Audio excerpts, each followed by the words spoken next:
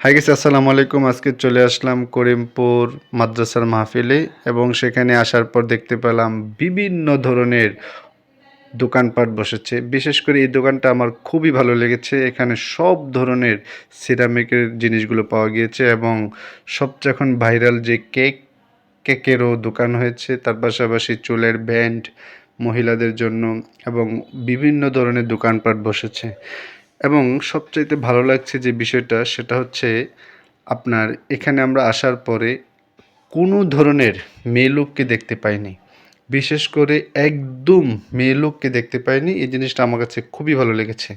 তো আমি আমার ছোট মেয়েটাকে নিয়ে এসেছি। এখানে আসার পরে তার জন্য কিছু কেনাকাটা করার জন্য বিভিন্ন ধরনের দোকানে ঘুরেছি।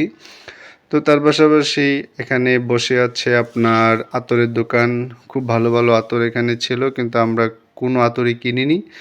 এরপরে একটা দোকান বসেছিল, সেটা হচ্ছে পানের দোকান। খুবই ইন্টারেস্টিং পান সেখানে পাওয়া যায়। আমি একটা পান খেয়েছিলাম, খুবই অসাধারণ। তো এরপরে আমরা একটা খুব গুরুত্বপূর্ণ দোকান দেখতে পেলাম, যে হালুয়ার দোকান। তো সেখানে আমরা অনেকক্ষণ দাঁড়িয়ে থাকলাম এবং তেনার সাথে কথা বললাম। তো এই হালুয়ার দোকানে আমাদের সকলের প্রিয় ছোট ভাই নাইম। তো সে তো নতুনভাবে আপনার ভোক্তা অধিদপ্তরে চাকরি পেয়েছে। তো সে ওনার সাথে অনেকক্ষণ কথাবার্তা বলেছে।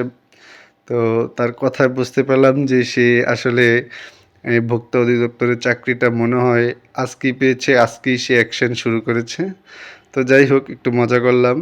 তো এখানে অনেকক্ষণ দাঁড়িয়ে তার সেই হালুয়ার কথা শুনলাম এবং দেখলাম যে মোটামুটি তার হালুয়া ভালো, অনেক ভালো।